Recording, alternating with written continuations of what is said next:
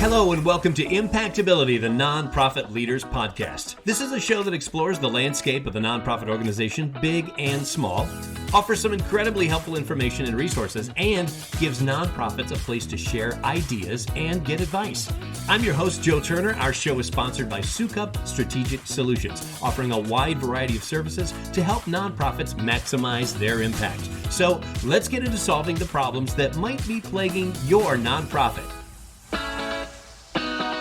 Hey, welcome to the show today. I'm really excited about our guest. I've had a chance to talk with her before the program and instantly liked her. She is such a great guest. So stay tuned for a great program today. You know, as you're looking at your fundraising calendar, you know that it's going to be a good month, or at least you hope, when the annual ask letters go out. No matter how much comes in, you know that it will be funds that you need to continue to fulfill your mission. But if you look at your fundraising calendar and you take out all the annual asks and Giving Tuesday and the yearly event and all of the other annual fundraisers that you do, how do you fill in the other weeks and months? Well, perhaps your fundraising might be a bit cyclical. Wouldn't it be great to have a steady stream of donors like all the time? According to the State of Modern Philanthropy, recurring donors are over 5 times more valuable to your nonprofit than one-time donors. They might generally give smaller amounts on a per gift basis for monthly donors. The aggregate amount that they give over the course of the year almost always adds up to more. So how do you start a monthly gift program if you don't have one? How do you add a monthly donors campaign to your fundraising plan? Maybe you're a little hesitant to try it, and that's why we're here. Absolutely. Our guest is Erica Waasdorp. Erica has written the book literally on developing monthly donor programs. In her book, Monthly Giving, The Sleeping Giant, Erica writes, quote, "Monthly giving brings sustainable income from your most committed donors." I love that, Erica. We've invited her to join us today to discuss this more and to see if your nonprofit can even do this. Erica joins us from her home in New England. Erica, welcome. So glad to have you on Impactability today. Joe, I'm really excited to be here today. This is going to be great. Erica, I know there are lots of nonprofits out there where monthly gifts could be such a help to their fundraising goals, and you know that too. So let's start with the basics. Why do recurring gifts matter? Well, you've given some statistics already, right? So recurring gifts matter because they provide you with that unrestricted revenue that you as a nonprofit need to keep your mission going, no matter what happens in the world or in the country or in your region or, in your town. It doesn't matter. That money keeps coming in. Those organizations that had monthly donors going into the pandemic were in a much better spot because so many people paused, early on during the COVID too. They were afraid to ask because they were worried that donors weren't going to give. And those organizations that had recurring givers, well, that money kept coming in. So they knew they could count on it. So it's just money you can count on no matter what happens. And I think then the other thing is they're loyal donors. They're going to stay with you for many, many years. They're 6 times more likely to leave you in their will. They give more money. You can upgrade them to major donors down the road. So what's not to like about them? Yeah. Well, would you say that a recurring gift benefits both the donor and the cause because of things like COVID? Yeah, absolutely. Again, it's very donor centric. Who doesn't want to be donor centric, right? So again, it's all about giving the donor the feeling that they can make a difference in an amount that is comfortable for them. So donors want to help. They really care about the organizations that they support. They want to help, but they may not be able to write the big check yet. So in monthly giving, it's just a way that they can do it in a way that's comfortable, that fits their budget. So it's very donor centric. It's easy for the donor, it's easy for you as a nonprofit. Yeah. So let's say I'm a nonprofit and we're just not sure about doing this. It sounds great, obviously. So my question is there like a litmus test for a nonprofit to determine whether they're ready to go the monthly route, or if they can even do this to begin with? Well, every nonprofit has a website. Every nonprofit has a tool to process gifts, right? So they're accepting one-time donations. Every single tool, every single payment platform can handle monthly gifts now. Again, that used to be different, but now every single organization has the tool. The key thing is you have to start asking. This is something I can implement in my organization, no matter how big, how small, how many people work there in development and fundraising. I'm a very direct person. I'm all about keeping it simple. So you have these tools, you can start very simply by doing one little thing that you're currently not doing and see what happens. And that one little thing could be adding a button in an email where, in addition to say donate now, you say give monthly, and go to a special page that you create that is focused on the monthly giving option. And I think the other piece is like, before you maybe start worrying about what am I doing, take a look and say, how many monthly donors do you have now? Just take a look, because you will find that some people have told you or have, like written to you and said, hey, I would love to start a monthly gift. Can you help me set that up? They may have already asked you to set that up and you just haven't looked at it in a while. And you may already have, a few monthly donors in the system, if you will. And start there and see, what are they giving? What's their average gift? How much is that worth on an annual basis? I'm always for annualizing, right? Because then you're like, oh, wow. Hey, 15 monthly donors may be worth, $2,000, right? So, and if you start there, then you're like, oh, geez, what if I could double that, right? So it's just like little steps, will go very, very far.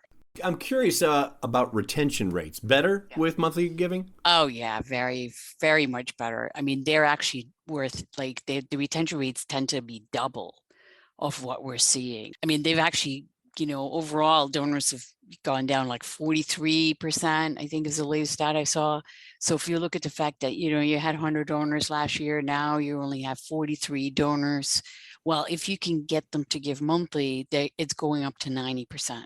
So you're doubling the retention rate. If you can get them to give by a bank account, you go into 95%, because people don't change bank accounts very often at all, right? And especially younger donors are comfortable with bank account giving. I see that trend going up and up and up and up. So more and more donors are very comfortable giving you their bank account information. I know we've talked a lot already and you've kind of tossed a few things at us, but I'm wondering what you would say the top 5 reasons that a nonprofit should invest their time they may not have, but why should they invest their time in monthly recurring gifts? We've said the donor retention rate doubles. Right. They give more money, right? Like 5 times more money. They're going to stay with you for a very long time. They're 6 times more likely to leave you in their will. And it's a very donor-centric way of allowing the donor to make a difference in an amount that they are comfortable with. Now you've kind of talked me into it. Okay, now I'm really thinking we're gonna take a serious look at this. Okay, so what is a good strategy on converting some of my annual donors to monthly donors? So the key thing is, monthly donors are not your big check writers, right? So if you look at your database, your list of donors, take a look, find those that are giving less than $250. So when you send them an appeal, they give less than $250. Keep the 250 and up, keep those for your, higher donor versions, and ask them to write a $500 and $1,000 check, right? So keep them out of that. And then target those donors who've given less than 250, depending upon how often you send appeals in your organization, because they know it's all over the map, right? But if, say, you're sending 2 appeals a year, well, you might have some donors that are giving twice a year. So those are even more likely and more comfortable giving monthly, right? So take a look at how many donors you have that give less than $250, how many donors do you have that gave more than once in the last year, and then use them in, you might even do an appeal to ask them to consider a monthly gift, right? But email is so much easier, and it's like, again, it's not a lot of heavy lifting, and you can direct them directly to the monthly page. So I would start with email, build it into your activities. And it's been your experience that monthly donors end up increasing their giving. Why is that? Because again, remember, these are really great donors, right? They care about your organization. They're committed. They're in essence like investing on a regular basis in your organization. So if you do the stewardship piece right, if you keep them up to date on how their gifts are making a difference. You can do that with email newsletters. You can do that with print newsletters if you have them. You can do that with just email updates, with social media, all of these things that you are already doing. Include your monthly donors in those updates so that they always know that they're valued, that they're cared for, that their gifts are making a difference. And then a couple of times a year, include them in special appeals, in your year-end appeals, in your Giving Tuesday emails, where you ask them to consider a extra gift. And if you do that right, by making sure that you recognize them and saying, thanks so much for your monthly support, but today is Giving Tuesday. I wanted to let you know about this special match. Would you consider an extra gift? And donors are going to say, yeah, of course. I'm happy to make an extra gift, right? Because you asked me to do that. And you've been really keeping me up to date on how my gifts are making a difference. So I'm really happy with you. I'm engaged. I'm involved. So I think those are just like just a couple of times a year. You can include your monthly donors in extra appeals, in special messaging, asking for an extra gift. They want to help, but you gotta, just like anything with fundraising, you do have to tell them that, you'd love to get their special support. I saw one statistic, it was like monthly donors, 6% of monthly donors give at least one extra gift a year. 12% of monthly donors are willing to upgrade their monthly gift if asked. So if you do both, right? If you ask them to upgrade in the beginning of the year and later on you're asking them for an extra gift, then you're generating even more money, right? We're speaking with Erica Waasdorp about how monthly gifts might make more sense for your fundraising plan. I told you this was going to be a great conversation. Now, so far, we've been talking about the upside of recurring gifts, but when we come back, we're going to investigate whether there is a downside to this strategy and how your nonprofit can start doing this tomorrow. You're listening to Impactability, the Nonprofit Leaders Podcast. I'm Joe Turner. We'll be right back. One of the biggest challenges facing nonprofits today is securing grants. Where do I find information on grants? How do I write a grant? And how do I submit the grant? And then, of course, the dreaded midnight deadlines.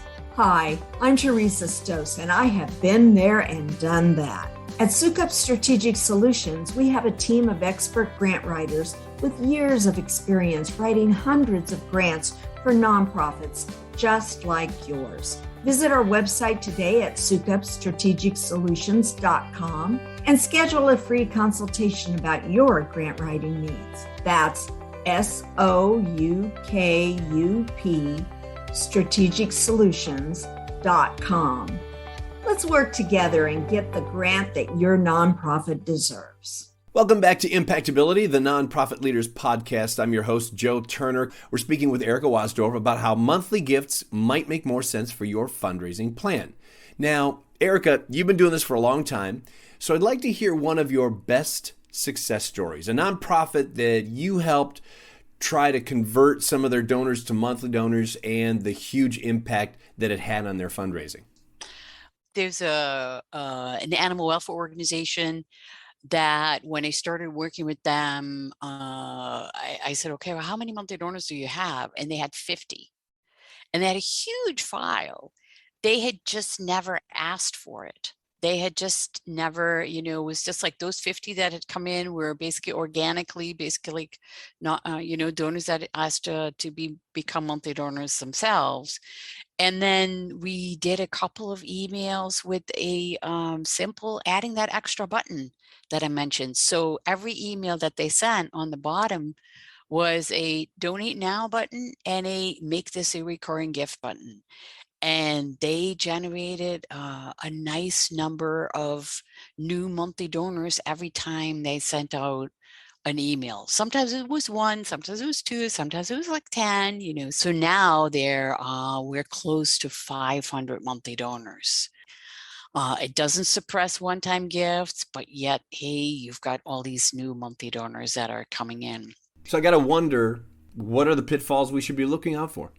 Again, you got to be targeted that you certainly don't want to downgrade any donors, right? So no, that's why I said, start with those donors that are giving you less than 250, keep the 250 and up, and ask them to write bigger checks, right? Having said that, if you have a conversation with the donor and the donor says, I wish, like say it's $1,000 donor and they said, hey, I wish I could do more, then you might be able to say, well, could you consider a monthly gift? And then they might write a $150 or $250 a month check, and now you've increased their value, right?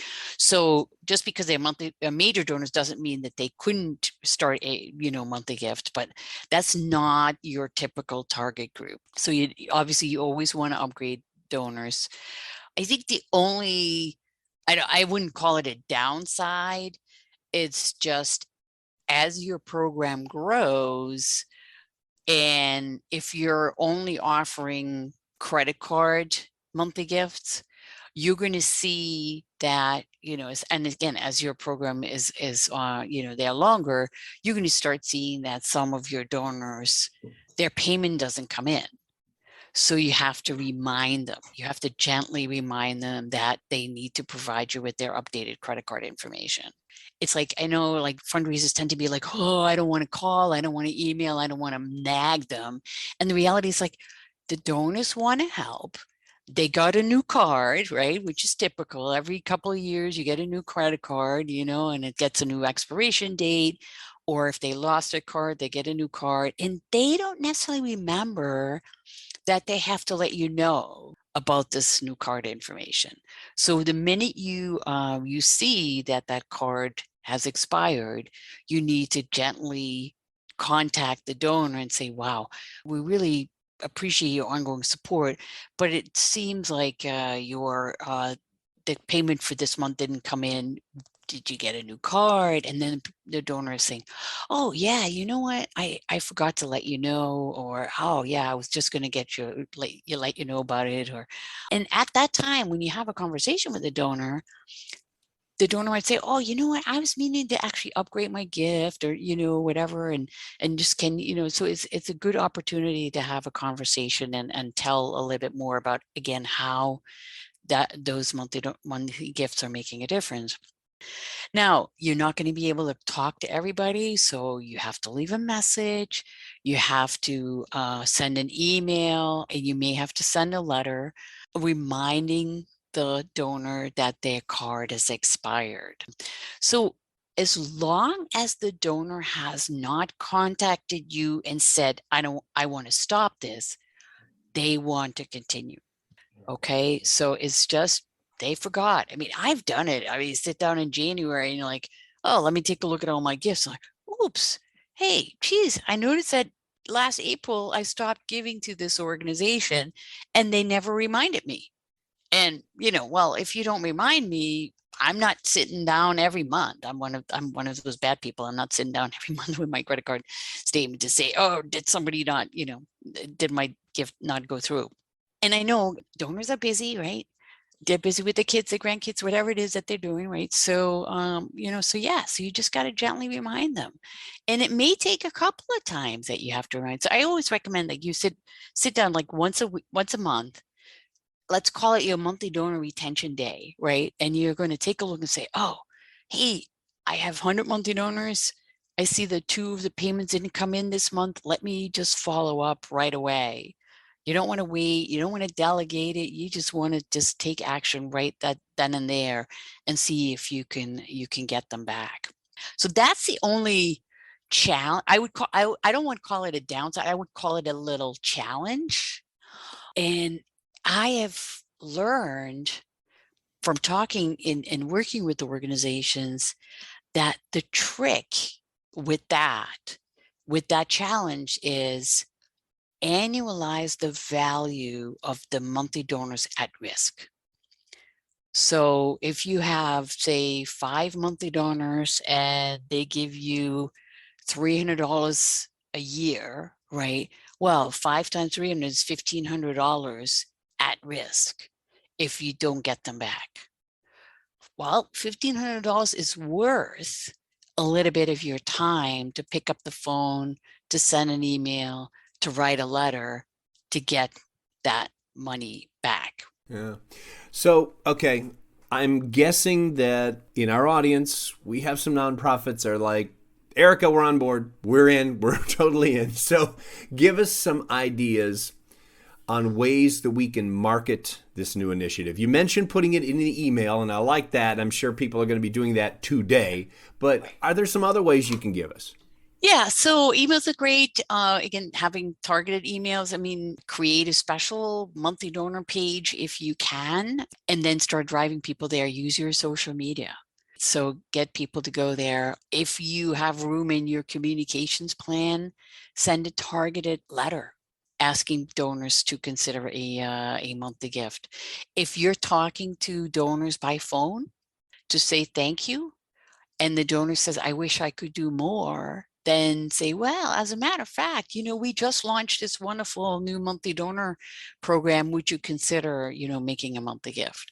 So those are just a couple of things that organizations can do. I think the other piece is, because I know people get even more excited about that, is think about something like whether it's a giving day or giving month that fits your organization. It could be Mother's Day, it could be Child Abuse Month, it could be World Water Day. I mean, so something that fits your Earth Day for environmental organization, fits your organization, and say, I'm going to do a whole month worth of focusing on monthly gifts. And, the month of April is going to be all about generating new monthly gifts. So you've got an email, you might have a letter, you have some social media that goes with it, and you might even take over the homepage and say, make a monthly gift. And again, click right through to your monthly only page, your payment page. Create what we call a sustainer drive.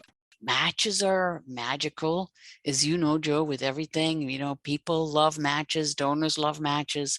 So if you can get your board to come on board and say, hey, we're going to give $1,000 or $2,500 or $5,000, whatever it is, if we can generate 20 new monthly donors by XYZ deadline. Those are just a couple of little nuggets and carrots that you can use to reach out and generate new monthly donors.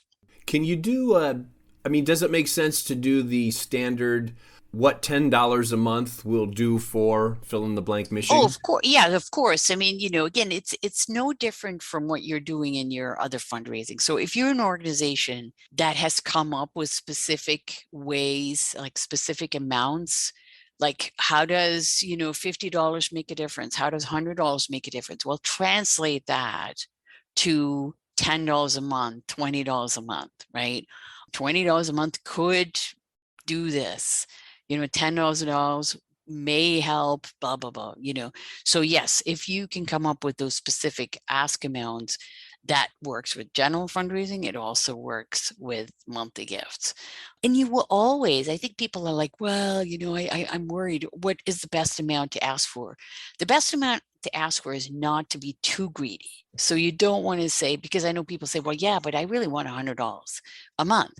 Well, that's just not realistic, because remember, these are $250 or lower, right? So on your donation form, your online form and your offline form, have a couple of different options. Start with $10 a month, but also have $20 a month and, $30 a month. So give a range.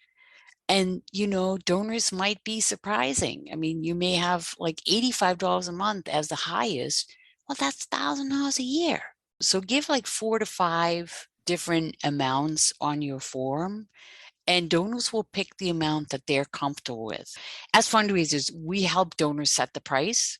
And, the more specific we can be, the better off you are. But I know like some organizations are just, they are having a hard time with coming up with those specific amounts. So if you can't do it, just say $10 a month, 20. So don't fret about it. Don't overthink it, right? Just start somewhere. Because it's not like you're married to the page, right? If you find that $10 and $20 and then $30 the most common amount, well, maybe the next time you start with 15 and 30 and and 50, right? So you can play around with that. Such great advice. This has been, this is fantastic. I knew this was going to be a good discussion. We've been speaking with Erica Waasdorp about how monthly gifts might make more sense to your fundraising plan. Obviously, by the end of this conversation, they definitely will make a difference in your fundraising plan. I'm really, really appreciative for this conversation today. I think we've been able to help some of the nonprofits in our audience with a new approach to their fundraising efforts. And really, that's the bottom line, giving them something else, another way to reach out to donors, prospective donors. Erica, this has just been fantastic. Thank you so much for sharing your expertise with us today. You're welcome.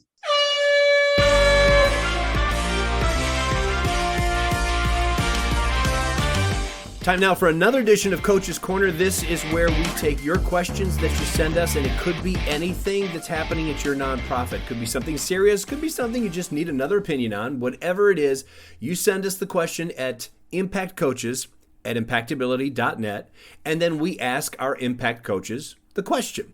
And today's impact coach is Cheryl Sukup from Sukup Strategic Solutions. We're actually picking up from where we left off last week. We had a great question, and we decided we're going to split it into two. The question, Cheryl: I have several staff members who work remotely.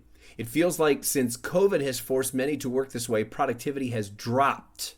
How do I manage my remote staff and keep them as engaged and productive as in the past? How do I address the issue? Now, in our last Coach's Corner, we talked about technology, and you're right, technology is going to make a big difference. But what are some of the other ways that we can address this issue? Cheryl, on Coach's Corner, you have 5 minutes to answer the question, and your 5 minutes begins right now. Well, Joe, thanks so much for bringing this question back again. I didn't get a chance to say all that I wanted to say about this. In fact, this could be an episode all of its own, but I'm going to try to squeeze in a little bit more of an answer in the next 5 minutes. If productivity is an issue, it might be about prioritizing. And so here's a tip for that. You can use a daily wrap-up exercise paired with direction, followed by coaching. So what this would consist of is having one of the employees who, let's just say somebody named Sally is having a difficult time prioritizing her work. Have Sally every day write a list of things that she accomplished in that day. And then below that, have her write a list of things that are next on deck, things that she would have gotten to today if she had more time, things she thinks she's going to get to in the next few days. Have this employee do this for a week or two, and then review those with her in real time. When you see this daily wrap up come through, respond and give direction on things that should be at the top of the list that maybe are sitting at the bottom, or ask questions or help remove barriers. If you're not really sure why something is not getting accomplished, see if there's something that you can do to resolve that problem. But in general, if you can use this as a way to help them prioritize what should be at the top of the list, it will help them understand what your expectations are, but it'll also help them organize their own work for the day. Once you have finished this 2-week or 3-week exercise, have that individual code their own work. Go back through and look at each of the individual activities that they worked on and understand where those assignments could have been grouped into different categories. Are these some things that could have been delegated? Are these things that are project work, or are they ongoing tasks? You can also code them based on whether or not they are high impact and time sensitive, or whether they're low impact or not time sensitive, and begin to help that employee understand that your goal for them is to have them be working in high impact, time sensitive activities as much as you can, making sure that they're prioritizing their time where it's going to have the most impact and deal with anything that's coming up that has a deadline. It will likely feel to that employee like you're micromanaging them. So take this as a warning. Give this assignment to them with a lot of understanding and sensitivity, because a lot of people don't like to do this activity. But in reality, it helps remote employees with their own self-management. It teaches them new tricks and tools about how to manage their own time and prioritize their own activities. And in reality, you're just helping them along, coaching them a little bit. They're really doing the work, and they are the ones that are self-realizing where their time needs to be spent. One last thing that I want to end on is a high note. Make sure to schedule fun remote activities for your team. In the office, you have an opportunity to do a lot of fun things together. Some of them are just short, impromptu activities, and others are planned activities and events. I think it's really important to share some times together that aren't just work, because in reality, when we work together in person, we do the same.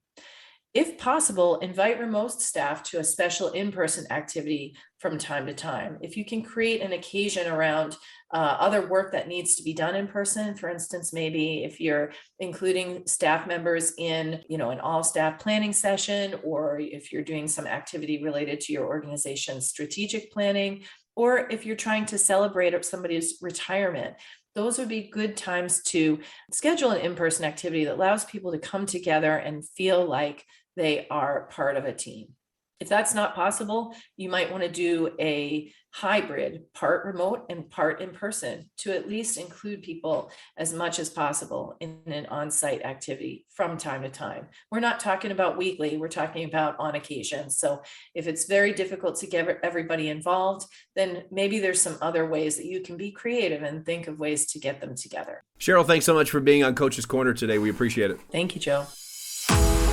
If you've got a question for Coach's Corner, we want to hear from you. Email them to us at impactcoaches@impactability.net. Again, that's impactcoaches@impactability.net. And if you want to reach me, my email address is joe.turner@impactability.net. If you enjoyed today's episode, be sure to subscribe to the show in your favorite podcast app, and that way you'll get new episodes downloaded just as soon as they come out. Also, please give us a review or a rating so that your peers in the nonprofit industry can find us as well. I'm Joe Turner. Thanks for listening, and thank you for all you do to make the world a better place through your nonprofit.